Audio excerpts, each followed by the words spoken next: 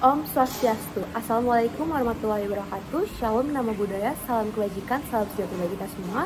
Perkenalkan, kami dari SGD B2 izin untuk mempresentasikan student project pada blog Immune System and Disorder dengan judul Resus Incompatibility. Baik, saya Narasatria Purantara dengan 160 akan melanjutkan penjelasan pertama, yaitu tentang pendahuluan dan pada latar belakang. Di sini seperti yang kita ketahui, terdapat penggolongan darah namanya penggolongan darah resus, yang mana penggolongan darah resus ini memiliki 55 antigen yang berbeda. Dari antigen-antigen tersebut, yang memiliki signifikan yang cukup penting adalah D, E, C kecil, D kecil, dan E kecil. Yang mana yang paling penting di sini adalah antigen D karena dia memiliki reaksi antigen antibodi yang paling kuat di antara antigen-antigen lainnya. Oleh karena itu, pada penggolongan darah resus, terdapat penggolongan darah resus positif dan resus negatif untuk mengindikasikan ada tidaknya antigen D pada darah seseorang atau pada eritrosit seseorang. Di sini, antigen ini bisa menimbulkan resus incompatibility, yang dimana ada ketidaksesuaian antara golongan resus maternal dengan resus fetus yang menyebabkan terbentuknya antibodi resus pada ibu. Hal ini dapat terjadi ketika ibu yang memiliki golongan darah RH negatif membuat atau memiliki anak atau bayi yang memiliki RH resus positif. Hal ini akhirnya ibu akan menciptakan antibodi terhadap resus tersebut dan akan menjadi masalah ketika ibu tersebut memiliki anak kedua dengan golongan darah resus positif, yang dimana nanti antibodi ibu tersebut akan menyerang darah atau eritrosit pada bayi anak kedua tersebut dan menyebabkan hemolytic newborn disease atau hemolytic disease of the newborn. Yang dimana gejalanya adalah anemia hemolytik, jaundice, dan pada kasus yang parah dapat terjadi hydrops fetalis yang diindikasikan dengan adanya penumpukan cairan pada rongga-rongga tubuh bayi tersebut dengan adanya seperti pleural effusion, pericardiac effusion, edema dan lainnya, dan bahkan dan juga cardiac arrest yang menimbulkan kecacatan dan kematian pada bayi. Di sini prevalensi untuk resus incompatibility ini terdapat pada 276 kasus tiap 100.000 kelahiran, dan sebanyak 50% bayi yang tidak ditangani akan meninggal atau cacat akibat kerusakan otak. Oleh karena itu, kita perlu membahas lebih lanjut mengenai resus incompatibility tersebut agar kita bisa menanganinya, mendiagnosisnya, dan juga bisa mencegahnya dengan tepat. Untuk rumusan masalah di sini ada 4. Yang pertama, bagaimana patofisiologi dari resus incompatibility. Kedua, bagaimana cara mendiagnosis resus incompatibility. Ketiga, bagaimana cara menangani dan mencegah resus incompatibility. Dan keempat, bagaimana prognosis resus incompatibility. Kemudian untuk tujuannya sendiri, mengikuti dengan rumusan masalah itu mengetahui patofisiologi, cara mendiagnosis, cara menangani, dan prognosis dari resus incompatibility. Kemudian untuk manfaat penulisannya, manfaat dari tulisan ini adalah pertama, meningkatkan pengetahuan mengenai patofisiologi, cara mendiagnosis, cara menangani, cara mencegah, dan prognosis dari resus incompatibility. Dan yang kedua, meningkatkan kesadaran masyarakat mengenai resus incompatibility. Om Swastiastu, perkenalkan nama saya Putu Nadia Novelina Anggadana dengan 3 digit NIM terakhir yaitu 030. Pada kesempatan kali ini saya akan menjelaskan definisi resus incompatibility. Resus incompatibility merupakan perbedaan antara antigen pada darah wanita hamil dengan janinnya, yang dapat menyebabkan pembentukan antibodi pada wanita. Antibodi ini dapat melewati penghalang plasenta dan menghancurkan elemen-elemen dalam darah seperti eritrosit, trombosit, dan juga leukosit. Biasanya pada wanita golongan darah A, B, AB, atau O dan resus negatif rentan terhadap ketidakcocokan resus, terutama pada bayi resus positif. Antibodi anti-resus terbentuk setelah persalinan pertama atau keguguran, dan juga berpotensi menimbulkan komplikasi serius bagi kesehatan ibu dan bayi. Sekian penjelasan dari saya, terima kasih. Perkenalkan, nama saya Niko Magulasra Agustin dengan 3 digit NIM terakhir 004. Jadi, resus incompatibility ini terjadi apabila seorang wanita memiliki resus negatif mengandung bayi yang memiliki resus positif. Seorang wanita dengan resus negatif yang mengandung bayi dengan resus positif dapat terjadi apabila wanita tersebut menikah dengan laki-laki yang memiliki resus positif, baik yang homozigotik maupun yang heterozigotik. Persentase kemungkinan mengandung anak dengan resus positif dapat dijelaskan melalui gambar yang tertera pada layar di atas. Berdasarkan ilustrasi di atas, apabila seorang wanita dengan resus negatif menikah dengan laki-laki heterozigot maka persentase kemungkinan untuk mengandung anak dengan resus positif adalah 50%. Sedangkan, apabila seorang wanita dengan resus negatif menikah dengan laki-laki homozigotik, maka persentase kemungkinan untuk mengandung anak dengan resus positif adalah 100%. Atau dengan kata lain, semua anaknya akan mengandung resus positif. Seorang ibu dengan resus negatif akan sensitif terhadap antigen D apabila sebelumnya telah terkena paparan dari antigen D itu sendiri. Paparan tersebut dapat melalui darah dengan resus positif dari janin, misalnya saat persalinan, keguguran, pendarahan antepartum, trauma, prosedur invasif, kehamilan ektopik, serta kehamilan molar.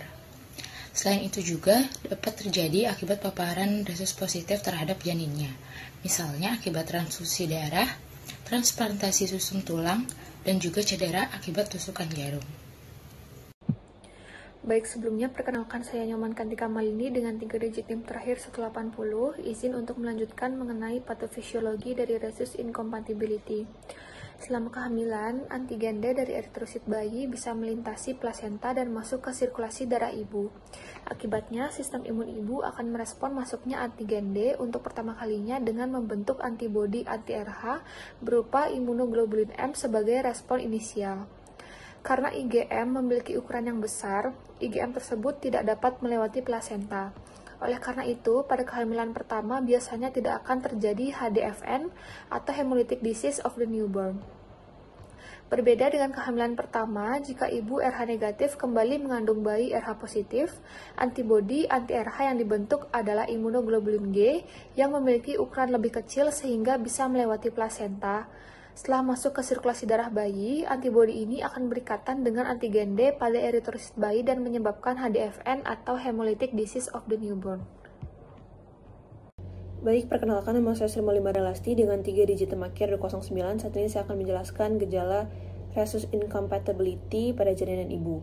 Gejala utama pada janin meliputi anemia yang disebabkan oleh penghancuran sel darah merah akibat antibodi yang diproduksi oleh ibu. Anemia ini dapat berkembang menjadi hilar fetalis yang ditandai dengan penumpukan cairan abnormal di rongga tubuh janin, seringkali akibat gagal jantung. Selain itu, janin juga berisiko mengalami jaundice atau ikterus parah akibat peningkatan kadar bilirubin dari pecahan sel darah merah. Setelah kelahiran, bayi yang mengalami resus incompatibility dapat menunjukkan tanda-tanda ikterus, ditandai dengan kulit dan mata yang kuning akibat tinggi kadar bilirubin. Bayi mungkin juga mengalami anemia yang dapat menyebabkan kelelahan dan lesu. Dalam kasus yang lebih berat, terjadi resiko kernicterus, yaitu kerusakan otak akibat kelebihan bilirubin. Ibu yang mengalami resus incompatibility biasanya tidak menunjukkan gejala klinis yang mencolok.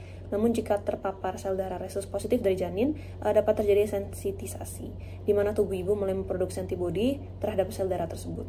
Meskipun tidak ada gejala langsung, kondisi ini dapat memengaruhi kehamilan selanjutnya dan berpotensi menyebabkan komplikasi serius pada janin. Mungkin sekian dari saya, dan selanjutnya saya berikan kepada rekan saya. Baik, terima kasih atas kesempatannya. Sebelumnya perkenalkan, saya Danindra Kansastia Ningrum dengan 3 digit NIM terakhir 104. Di sini saya akan menjelaskan tentang diagnosa dari resus incompatibility. Yang pertama itu bisa dengan menentukan tipe resus pada ibu, di mana ini merupakan langkah pertama, yaitu adalah dengan menentukan tipe resus pada tipe darah pada setiap wanita yang hamil. Hal ini dilakukan sesuai dengan anjuran dari United States Preventive Services Task Force. Lalu yang kedua adalah dengan pemeriksaan antibodi pada serum ibu. Jika wanita hamil memiliki resus yang negatif, maka diperlukan pengujian langkah kedua, yaitu dengan memeriksa keberadaan antibodi anti-D pada serum ibu dengan Rosette test dan juga Clay-Howard-Bethke kuantitatif. Lalu yang ketiga adalah dengan pemeriksaan resus bayi, di mana hal ini dilakukan dengan ultrasonografi pada pelvis serial, Doppler arteri umbilikus, dan Doppler arteri cerebral tengah untuk memantau pertumbuhan janin jika sang ibu memiliki resus yang negatif dan janin yang dikandungnya memiliki resus yang positif. Lalu yang keempat adalah dengan pengujian resus ayah, di mana jika hasil pengujian antibodi pada janin memiliki hasil yang negatif, maka perlu dilakukan pengujian resus juga pada ayah dari bayinya. Jika ayah memiliki resus yang negatif, maka tidak diperlukan pengujian yang lebih lanjut. Pengujian ini bisa dilakukan secara invasif maupun non-invasif. Lalu yang kelima adalah pemeriksaan setelah bayinya itu lahir. Hal ini dilakukan jika ibunya itu belum melakukan pemeriksaan prenatal, di mana dilakukan pengambilan sampel darah dari tali pusat bayi untuk pengelompokan darah, penentuan tipe resus, pengukuran hematokrit, kadar hemoglobin, dan juga analisis bilirubin serum. Baik, sekian mungkin yang dapat saya sampaikan. Selanjutnya akan dilanjutkan oleh rekan saya. Terima kasih. Baik, perkenalkan, nama saya Putu Adridalinda, Chandrakantih Putra Asmara dengan 3 digit terakhir 082. Di sini saya akan membahas terkait differential diagnosis dari rhesus incompatibility. Nah, yang pertama adalah incompatibilitas ABO, yaitu adalah kondisi di mana antibodi alami dalam darah ibu dengan golongan darah O menyerang sel darah merah bayi dengan golongan darah A, B, atau AB yang menyebabkan hemolisis pada bayinya. Kondisi ini menghasilkan gejala yang mirip dengan incompatibilitas rhesus seperti anemia dan ikterus atau jaundice, sehingga keduanya itu menjadi diagnosis banding. Nah, perbedaan ini terletak pada penyebab dan tingkat keparahannya. Kalau incompatibilitas ABO ini dapat terjadi tanpa paparan darah bayi sebelumnya dan umumnya lebih ringan, sementara incompatibilitas rhesus ini lebih serius dan memerlukan paparan darah rhesus positif dan untuk membentuk antibodinya. Untuk yang kedua, itu adalah anemia hemolitik bawaan, yang dimana ini terjadi pada bayi yang baru lahir dan kondisi di mana sel darah merah bayi itu dihancurkan lebih cepat daripada tubuhnya dapat memproduksi sel darah merah baru, yang seringkali itu disebabkan oleh reaksi imun, infeksi, atau gangguan genetik. Salah satu penyebab paling umum adalah dari incompatibilitas rhesus ini sendiri, atau bisa juga terjadi karena incompatibilitas ABO. Nah, tetapi anemia hemolitik ini juga bisa disebabkan oleh kondisi lain seperti defisiensi enzim G6PD atau spherositosis herediter. Karena anemia hemolitik ini dapat menampilkan gejala yang mirip seperti ikterus dan anemia pada neonatus, makanya karena itulah dia menjadi diagnosis banding dari incompatibilitas rhesus. Mungkin sekian dari saya, terima kasih. Perkenalkan, saya Gusti Ayu Putri Juniandra Suwari dengan 3 digit NIP akhir 130.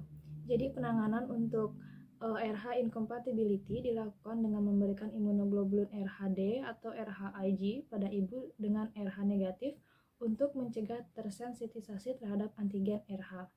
RHIG diberikan pada usia kehamilan 28 minggu dan dalam 72 jam setelah melahirkan jika bayinya RH positif. Dosis standar adalah 300 mikrogram yang cukup untuk menangani hingga 15 ml sel darah merah RH positif, dan dosisnya dapat disesuaikan berdasarkan risiko pendarahan feto maternal. Pada trimester pertama, dosis yang lebih kecil yaitu 50 mikrogram dapat diberikan jika ada pendarahan feto maternal. Baik, perkenalkan, nama saya Putri Dewi Sripawata dengan 3 digit yang terakhir 184.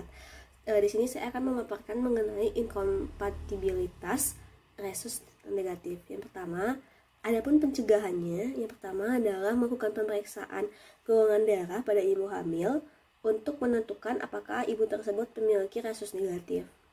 Kemudian selanjutnya yang kedua adalah melakukan pemantauan rutin terhadap ibu yang memiliki rhesus negatif selama masa kehamilan. Kemudian selanjutnya adalah melakukan edukasi kepada ibu hamil mengenai resiko dari incompatibilitas rhesus ini, dan juga memaparkan mengenai kepentingan menerima perawatan selama masa kehamilan.